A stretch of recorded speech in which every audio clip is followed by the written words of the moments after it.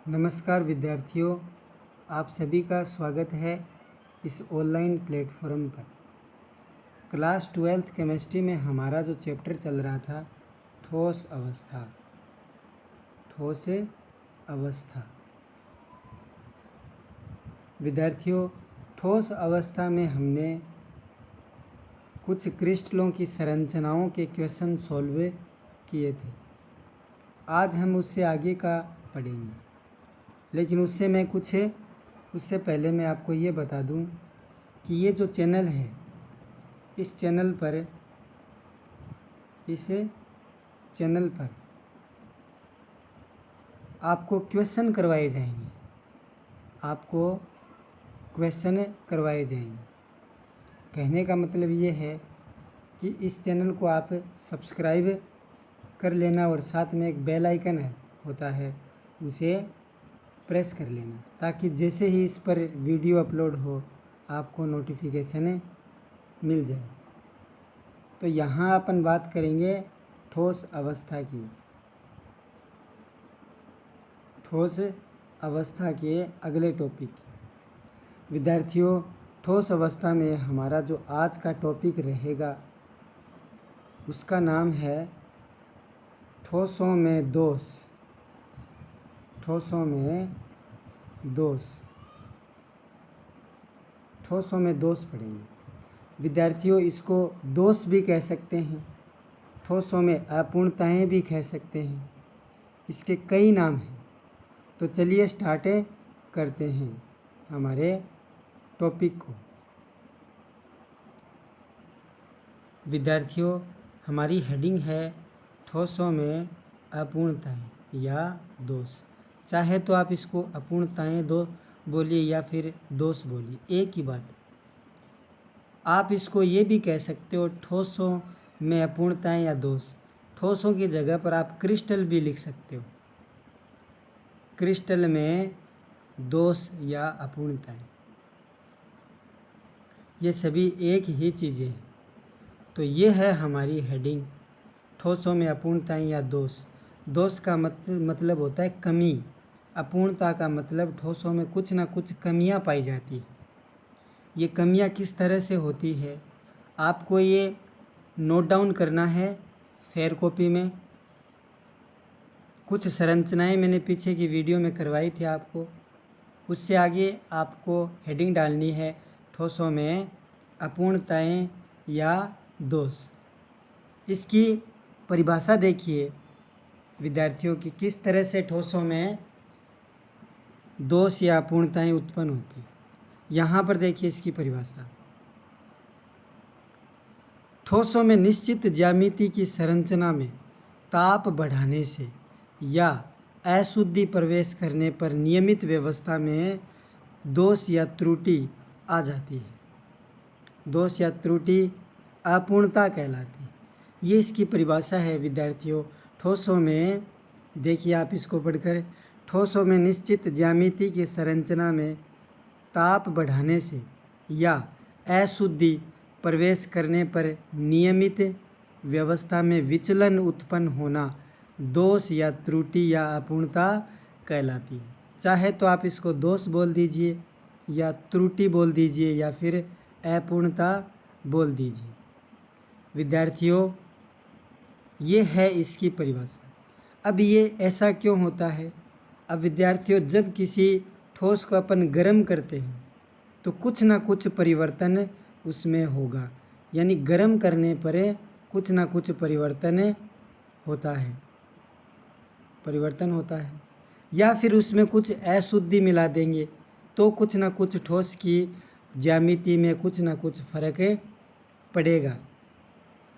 तो ये है, अगर इनमें ठोस या अशुद्धि मिला दे या गर्म कर दे तो इसमें जो इनकी ज्यामिति होती है ठोसों की, उसमें कुछ ना कुछ क्या होती है, त्रुटियां उत्पन्न हो जाती है। तो विद्यार्थियों, ये इसकी परिभाषा है। सब कुछ मैं आपको समझा दूंगा, बस आप देखते जाइए, कहीं पर भी कोई दिक्कत नहीं आएगी। फिर देखिए आगे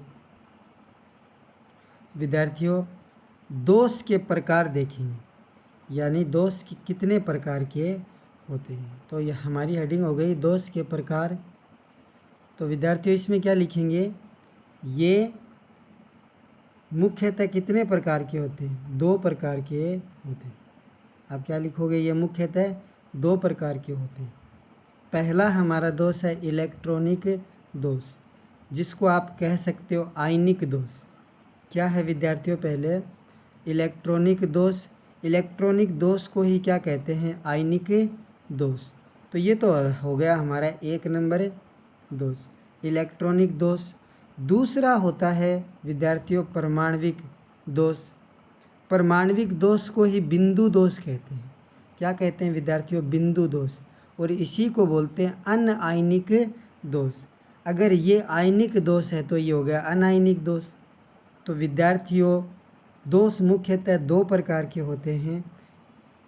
एक होता है इलेक्ट्रॉनिक दोष या आयनिक दोष, दूसरा होता है परमाणविक दोष या बिंदु दोष या अनआयनिक दोष।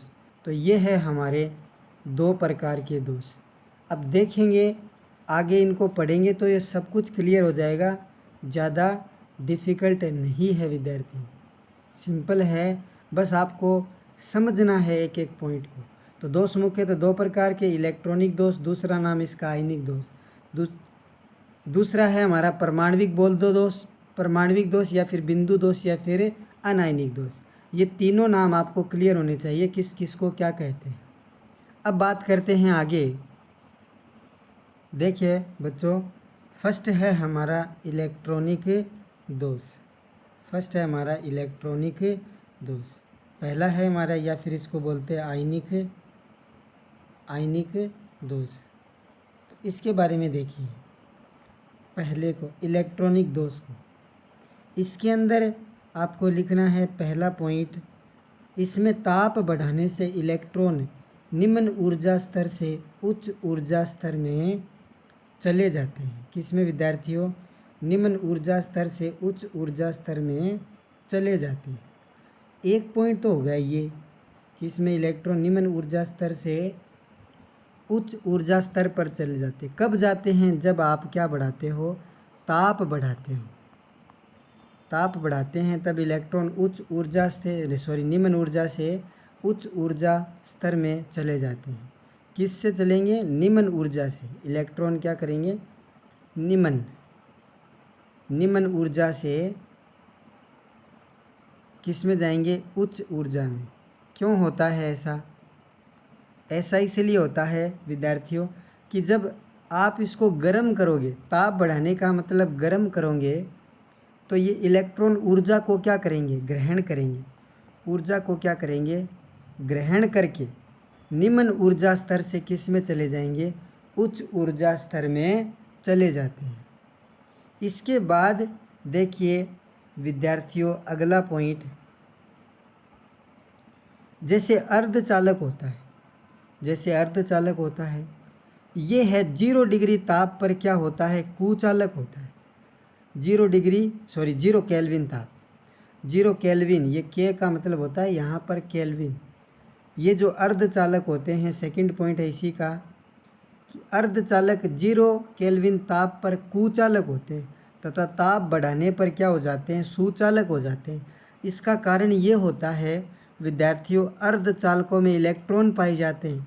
जब आप इनको गर्म करोगे तो ये इलेक्ट्रॉन ऊर्जा को पाकर उच्च ऊर्जा स्तरों में चले जाते हैं। इस कारण ये क्या हो जाते हैं, सुचालक हो जाते हैं। तो ये पॉइंट आ गया इसके अंदर, पॉइंट नंबर 2। अब बात करते हैं विद्यार्थियों थर्ड पॉइंट की। तो थर्ड नंबर पॉइंट देखिए आप, दो पॉइंट हो गया। अब इसके बाद देखिए 2 नंबर हमारा परमाणविक दोष। 2 नंबर है हमारा परमाणविक दोष। इसके अंदर क्या क्या बातें हैं वो देखिए। परमाणविक दोष के अंदर फर्स्ट पॉइंट है, इसमें अवयवी कणों की नियमित व्यवस्था में विचलन या अनियमितता आ जाती है। विद्यार्थियों क्या आती है इसमें, इसमें जो अवयवी कण है, मैंने कहा था आपको अवयवी कण से मतलब क्या है, अवयवी कण से मतलब ये होता है इसमें परमाणु हो सकता है, आयन हो सकता है, अणु हो सकता है। ये तीनों आ जाते हैं अवयवी कणों में। तो ये ठोस अवस्था में इसका अधिकतर यूज किया जाता है अवयवी कण। तो इसके अंदर क्या है कि इसमें अवयवी कणों की नियमित व्यवस्था में विचलन या अनियमितता आ जाती है। फिर बात आती है सेकंड पॉइंट की। विद्यार्थियों, सेकंड पॉइंट ये है इसमें कि ताप बढ़ाने पर क्षैतिज रेखा, ये क्षैतिज रेखा है, या ऊर्ध्वाधर रेखा में क्या आ जाता है, विचलन आ जाता है। कैसे आएगा विद्यार्थियों, ये जैसे ही अपन इसके एग्जाम्पल करेंगे तो आपको एकदम क्लियर हो जाएगा। पहले आपको ये कॉपी में नोट डाउन करना है। फिर बात करते हैं नेक्स्ट पॉइंट की। इसके अंदर विद्यार्थियों अवयवी कण है अपना स्थान छोड़ देता है या फिर अंतराकाश में चला जाता है। कौन चला जाता है? अवयवी कण। अब अवयवी कण परमाणु हो सकता है, अणु हो सकता है और आयन हो सकता है। तो ये है विद्यार्थियों इसके पॉइंट्स। फिर बात करते हैं नेक्स्ट करते हैं, जैसे सिलिकॉन इसी के अंदर है। नेक्स्ट हमारा पॉइंट, जैसे अगर सिलिकॉन की बात करें तो सिलिकॉन होता है विद्यार्थियों Si, इसको बोलते हैं सिलिकॉन। सिलिकॉन में जैसे ही अपन ताप बढ़ाएंगे तो इलेक्ट्रॉनों की गति क्या हो जाती है? बढ़ जाती है। अतः इनमें मुक्त इलेक्ट्रॉन के कारण धारा प्रवाहित हो जाती है। सिलिकॉन में जैसे ही आप गर्म करोगे, ये डेल्टा का साइन है, तो क्या होगा? इनकी गति क्या हो जाती है? बढ़ जाती है। किसकी गति? इलेक्ट्रॉनों की गति बढ़ जाती है, जिसके कारण ये धारा का क्या कर देता है? चालन दर्शा देता है। इलेक्ट्रॉनों की गति बढ़ने के कारण ये धारा का चालन दर्शा देता है, यानी इसमें धारा प्रवाहित हो जाती है। तो ये है हमारा नेक्स्ट पॉइंट। फिर देखिए विद्यार्थियों, अगली बात करें कि नेक्स्ट पॉइंट की अगर बात करें तो देखिए, अब विद्यार्थियों हमारा है अगली हेडिंग। तो देखिए अगली हेडिंग विद्यार्थियों देखिए, हमारा जो पहला था आयनिक दोष, दूसरा था अनआयनिक दोष। यानी पहला इलेक्ट्रॉनिक दोष था, पहला भी इलेक्ट्रॉनिक दोष था, दूसरा क्या था? बिंदु दोष। 3 नाम थे भाई, आपको नाम याद रखना है। अब बात आ रही है आयनिक दोष। फर्स्ट आ गया वापस से, ये पहला आ गया वापस से आयनिक दोष। ये पहला आयनिक दोष देखेंगे कि कितने प्रकार के होते हैं। अब विद्यार्थियों आयनिक दोष किस में मिलेगा? भाई नाम से ही पता चल रहा है, आयनिक यानी आयनिक यौगिकों में ये पाया जाता है दोष। किस में? आयनिक यौगिकों में। आयनिक यौगिकों में ये पाया जाता है। इसमें देखिए आयनिक यौगिकों में मुख्यतः कितने प्रकार के दोष पाए जाते हैं? 2 प्रकार के दोष पाए जाते हैं। कौन सा विद्यार्थियों? नंबर फर्स्ट है हमारा रस समीकरण मितीय दोष और दूसरा है अरस समीकरण मितीय दोष। यानी आयनिक दोषों में 2 प्रकार के दोष पाए जाते हैं। कौन सा? एक है रस समीकरण मितीय दोष, दूसरा है अरस समीकरण मितीय दोष। अब बात करते हैं रस समीकरण मितीय दोष क्या है और अरस समीकरण मितीय दोष क्या है। इन दोनों की चर्चा अपन करते हैं। तो पहला है विद्यार्थियों हमारा रस समीकरण मितीय दोष। ये पहला आ गया आयनिक दोष में, पहला रस समीकरण मितीय दोष। इसकी परिभाषा देखिए विद्यार्थियों, जब आयनिक यौगिकों में धनायन यानी जिस पर प्लस का चार्ज होगा उसे धनायन कहते हैं, व ऋणायन जिस पर माइनस का चार्ज होगा उसे ऋणायन कहते हैं, का अनुपात उनके मूलानुपाती, यह है मूलानुपाती है, गलती से पति हो गया, मूलानुपाती है। क्या लिखोगे यहाँ पर? मूलानुपाती। मूलानुपाती मूलानुपाती सूत्र के अनुसार होता है। जब आयनिक यौगिकों में धनायन व ऋणायन का अनुपात उनके मूलानुपाती सूत्र के अनुसार होता है, उसे रस समीकरण मिति 2 से कहते हैं विद्यार्थियों। और विद्यार्थियों, ये जो रस समीकरण मिति 2 है ये पुनः 2 प्रकार का होता है। इम्पोर्टेंट है, एनसीईआरटी से ये प्रश्न आया हुआ है। तो ये कितने प्रकार का होता है विद्यार्थियों? 2 प्रकार का होता है। पहला है फ्रैंकल दोष, दूसरा है शॉटकी दोष।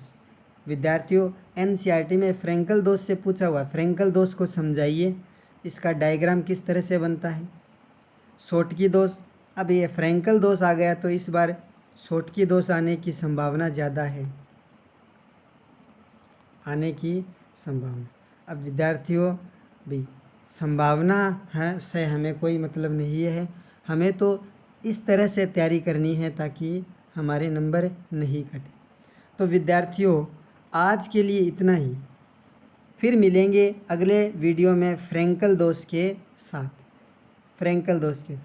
विद्यार्थियों, इस चैनल को क्या करना है? सब्सक्राइब करना है। सब्सक्राइब करना है, ताकि जैसे ही आप सब्सक्राइब कर लोगे तब इसमें मैं क्वेश्चन करवाऊँगा इस ठोस अवस्था की, तो उसका नोटिफिकेशन आपको मिल जाएगा। तो ये है आपकी क्लास आज की, और फिर मिलते हैं अगले वीडियो में। आज के लिए इतना ही। Thank you so much.